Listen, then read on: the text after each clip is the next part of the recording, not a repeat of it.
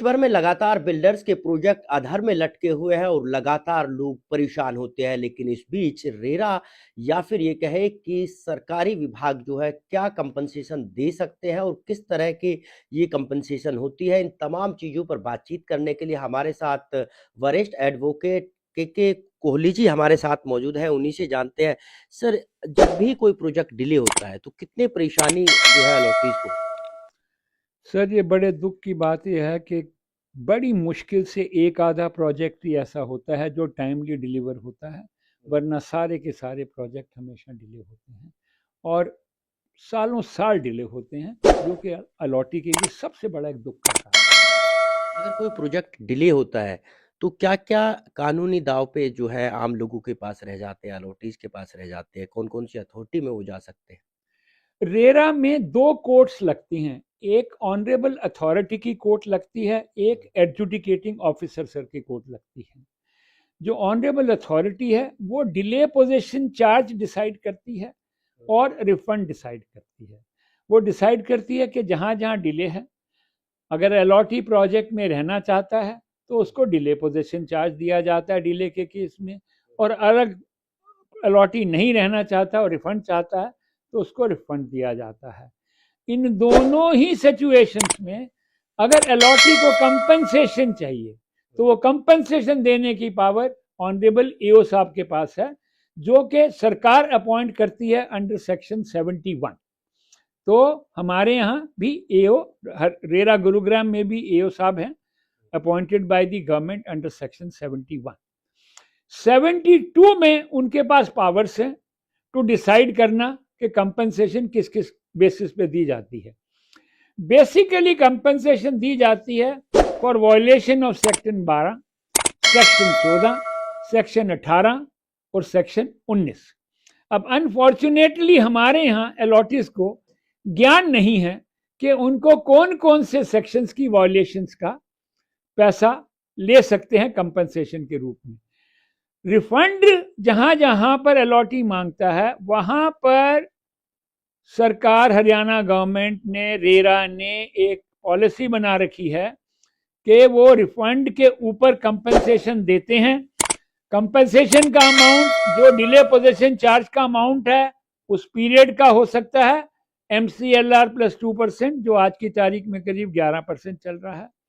या मान लो मैंने प्रॉपर्टी खरीदी थी एक सन में और उस पीरियड से लेके आज तक उस प्रॉपर्टी क्या सिमिलरली सिचुएटेड प्रॉपर्टीज का क्या रेट चल रहा है, तो एओ साहब मुझे कंपनसेशन उस रूप में भी दे सकते हैं।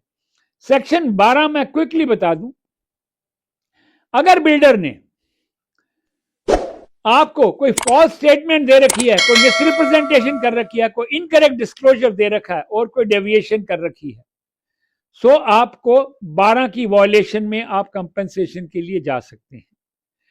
सेक्शन 14 में जो मेन क्लॉजेस हैं वो ये हैं कि अगर मान लीजिए कोई ऑल्टरेशन या एडिशन किया है in the sanction plan, layout plan और specification without prior written consent of at least 2/3 of the allottees, आप बिल्कुल कंपनसेशन के लिए जा सकते हैं। Allottees entitled for compensation for unilateral change और ऑल्टरेशन या रिडक्शन इन अमेनिटीज या changes without statutory consent. Section 18 जो मैंने पहले बोला, उसमें आप दो चीजें अथॉरिटी से ले सकते हैं, या रिफंड या डिले पोजीशन चार्ज। रिफंड में एओ साहब आपको देते हैं। जहां पर डिले पोजीशन चार्ज है वहां पर एक डिस्कशन चल रहा है जिसके ऊपर मैं हाईलाइट करना चाहता हूं। सेक्शन 19 बहुत क्लियरली कहता है, और सेक्शन 19 का 3, allotee shall be entitled to claim the possession of the apartment, plot or building as the case may be, as per the declaration given by the promoter under section subclause C, clause 1 of section 2 of subsection 2 section 4। अब ये जो declaration है ये कुछ नहीं है but वो builder buyer agreement है। तो अगर बिल्डर बायर एग्रीमेंट में एक पीरियड दे रखा है और अगर बिल्डर उस पीरियड में आपको डिलीवरी नहीं देता तो आपका हक बनता है कंपनसेशन का, और ये कंपनसेशन एओ साहब को आपको देनी चाहिए। सेक्शन 72 कुछ फैक्टर्स लिखता है क्या क्या देखने हैं कंपनसेशन देते समय वो फैक्टर्स हैं, अमाउंट ऑफ डिसप्रोपोर्शनेट गेन और unfair advantage wherever quantifiable made as a result of the default, बहुत जरूरी है। Amount of loss cost as a result of the default, बहुत जरूरी है। Repeated nature of the default, बहुत जरूरी है। Such other factors which the adjudicating officer considers necessary, ये चार चीजों को देखते हुए ईओ साहब को अंडर सेक्शन 62 कंपेंसेशन देना चाहिए for mental एग्नी, for legal expenses, for travel expenses, for holidays taken for pursuing the matter, and जैसा मैंने बोला है फॉर वायलेशन ऑफ सेक्शन 93, जहां पर एग्रीमेंट के हिसाब से अगर डीपीसी नहीं दिया गया तो उसके ऊपर भी कंपनसेशन मिलना चाहिए। आप सबसे निवेदन है, सारे अलॉटिस से निवेदन है कि अगर आपने डिले लिया है या रिफंड लिया है, आप अपनी कंपनसेशन की एप्लीकेशन जरूर से जरूर डालिएगा। Thank you. सर अगर हम बात करें कंपनसेशन की या फिर जो है डिले की, कितने दिन में ये ऑर्डर जारी करने होते हैं और कितने दिन में मिल पाते हैं, और क्यों ये जो आप कह रहे थे कि 60 दिन का वक्त होता है, क्यों 60 दिन में नहीं पूरे हो पाते? देखिए सेक्शन 19(2) बड़ा क्लियरली कहता है कि एओ साहब को एक एप्लीकेशन को 60 दिन में डिसाइड करना है, बट अनफॉर्चुनेटली 60 दिन में कभी डिसाइड नहीं होता।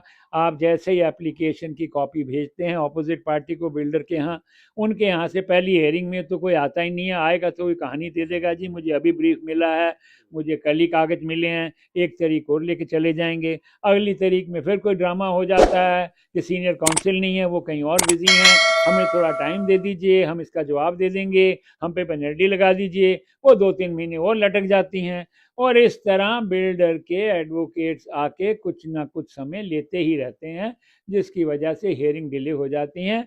बट आपसे मैं बताना चाहूँगा कि जितने एफिशिएंट एओ साहब हमें मिले हैं रेरा गुरुग्राम को, मैंने अपने 50 साल के करियर में इतने एफिशिएंट लीगल ऑफिसर नहीं देखे जो कि जजमेंट बहुत ही फास्ट स्पीड से डिलीवर करते। सर बहुत फास्ट कहें या फिर कहें कि तेजी के साथ ऑर्डर जारी करते हैं, लेकिन उसके बावजूद भी आपको लगता है कि अब तक कोई भी 60 दिन में फैसला आया हो? देखो फैसले 60 दिन में तो नहीं आए, लेकिन फिर भी वो जल्दी एओ साहब करते हैं, इसमें कोई दो राय नहीं है।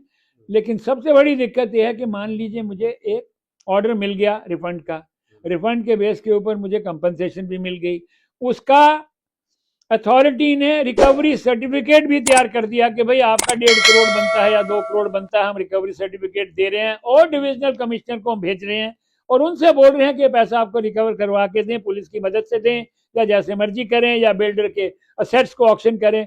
बट अनफॉर्चुनेटली डीसीजी के यहाँ ना तो इतना इंफ्रास्ट्रक्चर है, ना उनके पास इतना टाइम है कि वो इतने सारे रिकवरी सर्टिफिकेट्स को एग्जीक्यूट करा के दें। तो सारे अलॉटेड रिकवरी सर्टिफिकेट लेके अपने हाथ में लेके घूमते रहते हैं, उन बेचारों को उसका पैसा नहीं मिलता। इसके ऊपर सरकार को अर्जेंटली इमीडिएटली एक्शन लेना पड़ेगा। वैसे तो रेरा के पास भी पावर्स हैं, रेरा भी अपना एक इंफ्रास्ट्रक्चर क्रिएट कर सकता है और ऑपोजिट पार्टी या बिल्डर के असेट्स को ऑक्शन कर सकता है, बट अनफॉर्चुनेटली रेरा के पास भी इंफ्रास्ट्रक्चर नहीं है और वो भी नहीं करता। Thank you sir. तो ये थे हमारे साथ एडवोकेट कुलदीप कोहली जी, जिन्होंने बताया कि किस तरह से 60 दिन में रेरा को तमाम केसों को निपटाना होता है, लेकिन अनफॉर्चुनेटली कहीं ना कहीं इन तमाम चीज़ों पर कार्रवाई नहीं हो रही, और अब ऐसे में ज़रूरत है रेरा को भी सख्ती के साथ कानूनों की पालना करने की।